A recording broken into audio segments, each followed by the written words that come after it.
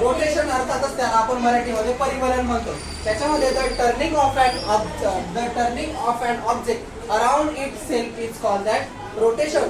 एखादी वस्तू, एखादं कोणतंही ऑब्जेक्ट ते म्हणजे असं फिरतं. आता समजा मी इथे उभा आहे, मी स्वतःला एक राऊंड मारला, अर्थातच माझं मी रोटेशन केलं, अर्थातच परिवलन केलं. तर त्याचं एक एक्झाम्पल आहे, हा एक भोवरा. भोवरा आपण दोरीला लावला आणि जमिनीवर टाकला तर भोवरा कसा फिरतो, गोल प्रकारे तो फिरतो. नंतर आहे axis of the rotation. The imaginary line around which rotates is called that the axis of rotation. Imaginary line.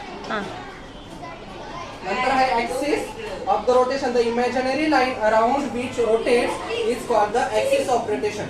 आपण इथे बघितलं, रोटेशन म्हणजे फक्त एखादं ऑब्जेक्ट ते गोल फिरतं, एखादं ऑब्जेक्ट ते गोल फिरतं. आता इथे बघायचं ऍक्सिस ऑफ रोटेशन. एखादं भोवरा घ्या किंवा बांगडी घ्या, जेव्हा आपण तिला या पद्धतीने फिरवतो, तिच्या बाजूला एक काल्पनिक अशी रेषा असते, मात्र ती काल्पनिक रेषा आपल्या डोळ्यांना दिसत नाही. त्यालाच आपण म्हणतो axis of the rotation. The definition by the axis of rotation, the imaginary line around which rotates is called that axis of the rotation. The next point is rotation of the earth, म्हणजे त्याला आपण पृथ्वीचे परिवलन म्हणतो.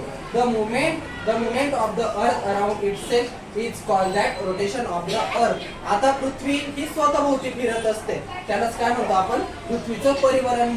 त्यालाच आपण पृथ्वीचं परिवलन असे म्हणतो. The earth is revolved around imaginary line is called that axis of the earth. नंतर आहे आपला अर्थ ग्लोब. इथे जो काढलेला दिसतोय मित्रांनो, तो आहे अर्थ ग्लोब.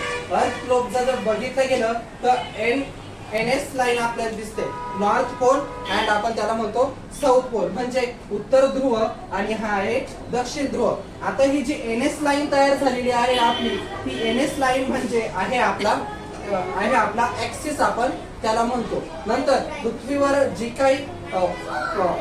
काही लाईन टाकलेली आहे, ही लाईन तुम्ही बघू शकता, तिला आपण इक्वेटर म्हणतो. त्या इक्वेटर मुळे पृथ्वीचे काय झालेले इथे दिसतं आपल्याला, दोन भाग आपल्याला या ठिकाणी झालेले दिसतात. तर वरच्या नॉर्थ पोलची जी काय बाजू आहे त्याला आपण म्हणतो नदर्न हेमिस्फेअर अँड साऊथ पोलची जी काय बाजू आहे आपण त्याला म्हणतो सदर्न हेमिस्फेअर. नंतर जे इथं प्लम लाईन दिसते, ही जी इथं आपल्याला लाईन टाकलेली दिसते तिला प्लम लाईन म्हणतात.